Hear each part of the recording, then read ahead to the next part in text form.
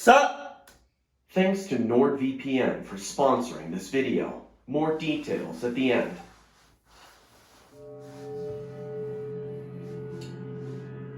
Right. Carrie wanted nothing to do with the daily hustle and bustle of working in the city. Having to commute early in the morning for a job that was only a half hour away thanks to the absurd amount of traffic she had to fight through. To make matters worse, she was undeniably beautiful, with her shining blue eyes and vibrant red hair that seemed to ignite whenever it went under direct light. Oh, yeah. In the city, that made her a high-priority target for catcalling and being followed around by less than well-intentioned fellows. Eventually, she could no longer deal with these issues, and so decided to quit her job and do what she loved to do the most: write. Thankfully, she had a sizable amount of money saved up and a good chunk of savings that allowed her to live comfortably for at least a year. In other words, she had 1 year to make it big as a writer, or she was screwed. Not wanting to live in the city anymore, she also moved out into the woods, opting to Damn. You going from the city life straight to the woods and isolated from everybody else? That's like you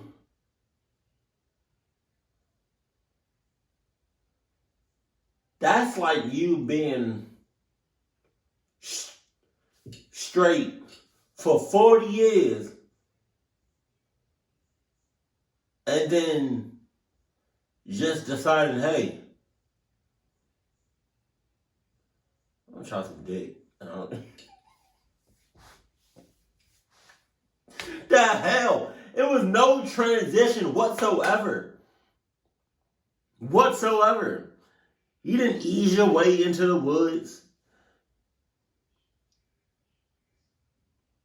There was no fade in, fade out. You went from the what's the name? You went from the city to the woods. Nothing in between. God damn.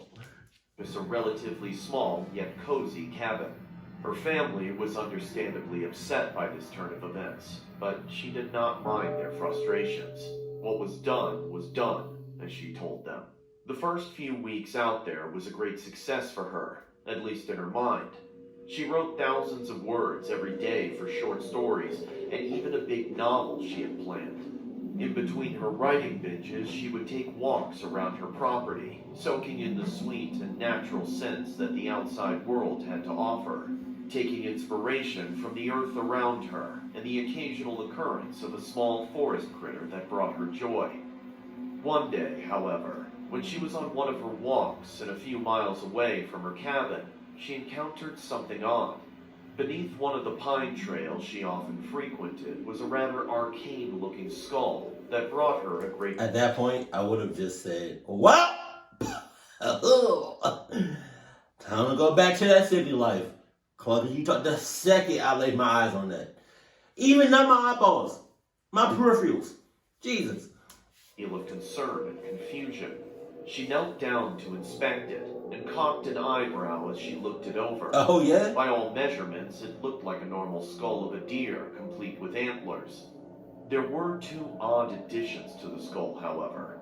The first was that there were two small horns that protruded just above where the forehead would be.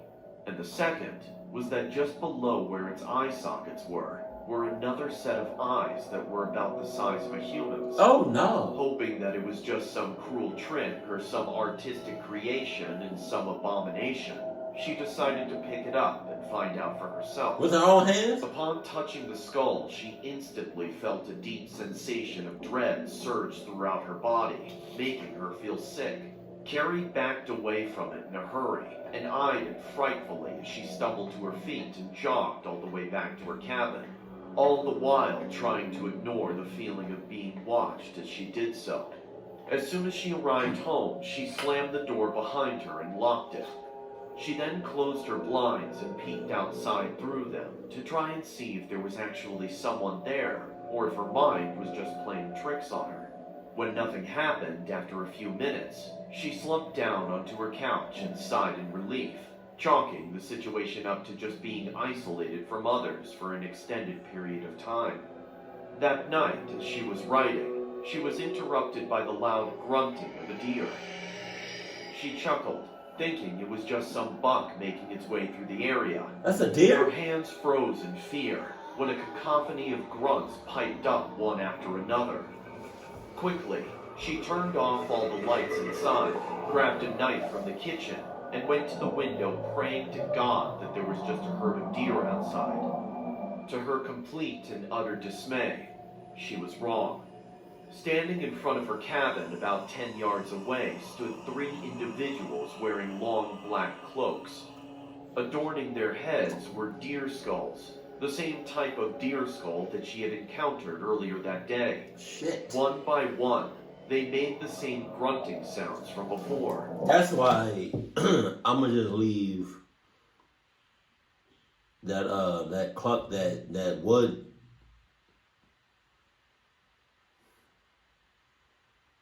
Foresty life? Wilderness life now.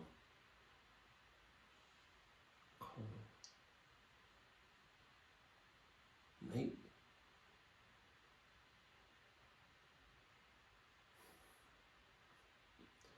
I'm gonna just leave the people that want to be out in them woods to them. And that, like, look at that shit. I'm not, they not about to do that in no city. Hell no. Only this time, they began walking towards the cabin. That baby-ass knife. Understandably freaked out, she grabbed her phone and attempted to call the police.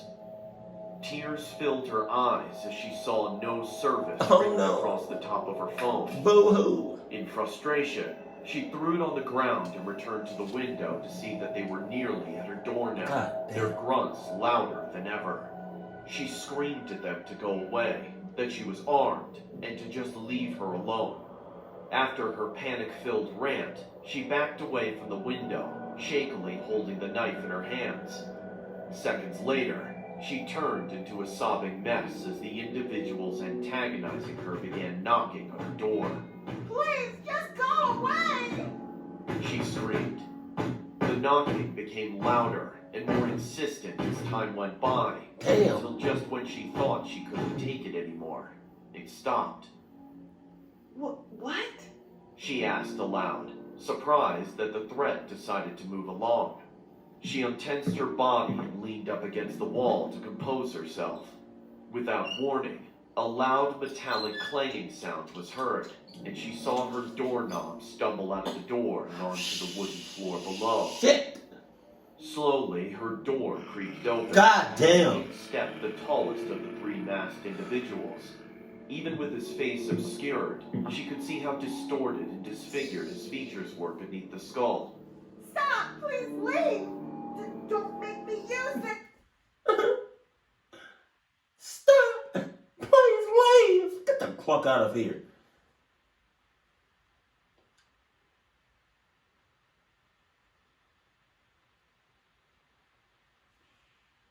Is it wrong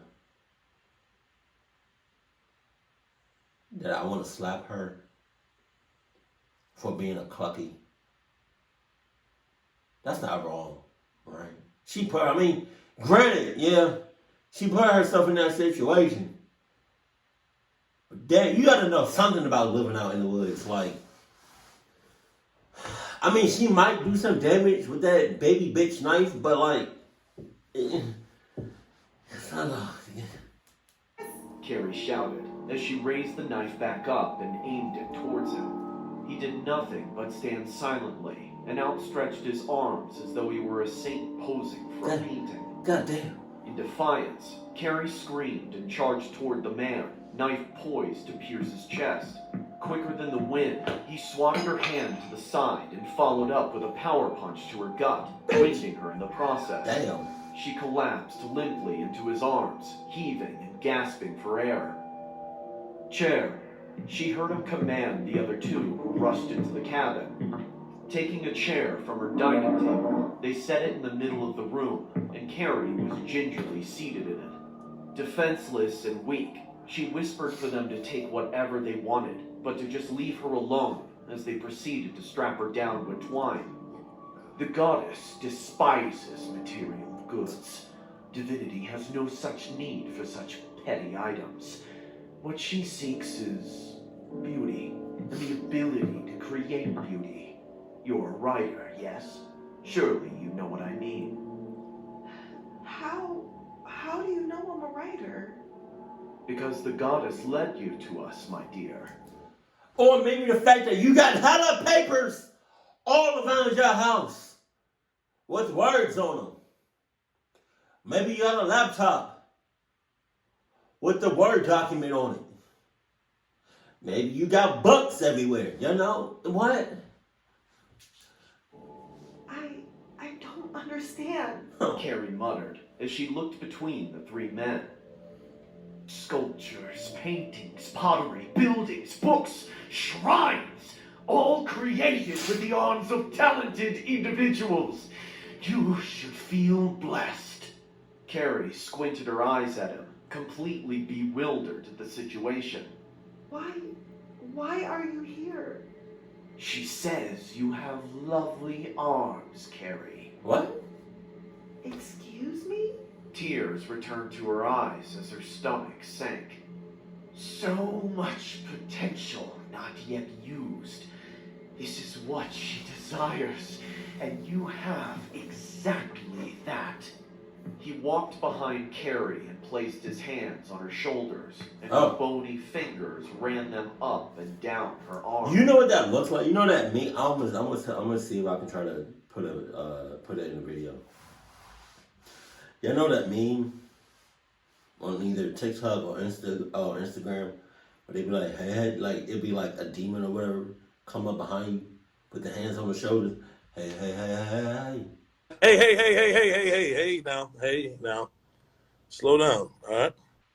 Slow down now. Carrie shuddered and swallowed hard. Pause. You don't have to do this. Carrie whimpered. I'm sorry, child. I weep for you. Truly, I do. His grip tightened around her shoulders, his fingernails digging into her skin. Oh, God. Blood. Carrie screamed in pain. But just think, you are going to be part of something so undeniably beautiful that this pain will become something to rejoice about. Upon realizing what was going to happen to her, Carrie's eyes widened and she thrashed around, begging and pleading to be let go. But all of those pleas fell upon the ears of men deaf to her plight. Detective Holt walked under the yellow tape that surrounded the cabin of Carrie Wilkins and went straight inside. In the center of the room sat the woman in question. He shook his head and did his best not to vomit at what he saw. A ring of leaves surrounded the chair that Carrie sat in, and a crown of twigs and flowers adorned her bloodied head. Her mouth was agape, with a few berries resting upon her tongue. Worst of all, her arms had been surgically removed, and pools of blood bathed the leaves below from her still leaking arms.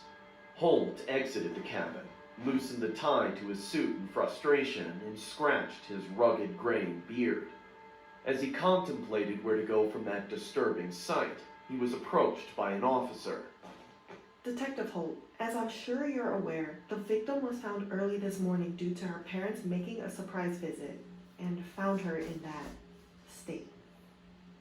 Do you have any news for me? Or are you just repeating to me verbally the messed up shit I just saw? The young woman cleared her throat and apologized. This was found on the table next to the victim. She handed Holt a folded piece of paper that had a crudely drawn skull and blood on it. It read as follows. The time for the goddess to awaken has come. With her arms she crafts.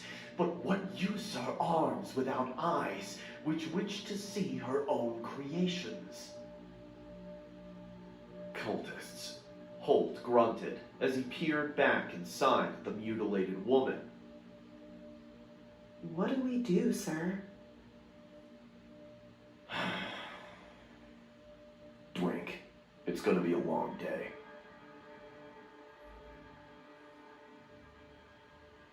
Kind of reminds me of Gigs from NCIS. So now they need what, eyes? So the goddess needs eyes. Wow. Okay, goddamn. Thank you for sticking around to the end of the video. If you would like to support the channel, check out the merch link in the video description. That's a tough shirt, I'm not gonna lie. That was a tough. I still want to get a Llama Arts stuffed animal. So the goddess needs eyes, which is also clucked up. But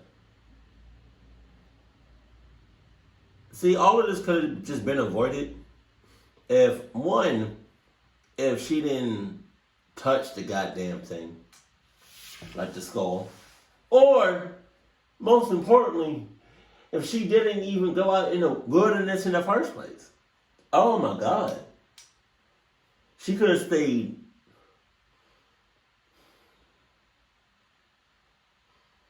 She either could have stayed in the city, right?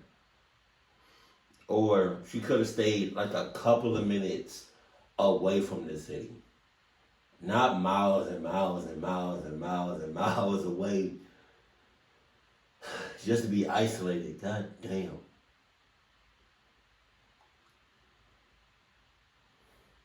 I knew that knife that she had wasn't gonna do nothing. The way he just smacked it out of her hand, like, bitch, please. But yeah, I still want Llama Arts to upload more, but you know, he can't have everything. But I'm glad he did, especially now in Halloween. But keep cool, keep blessed, and I love you. Stay happy, my family.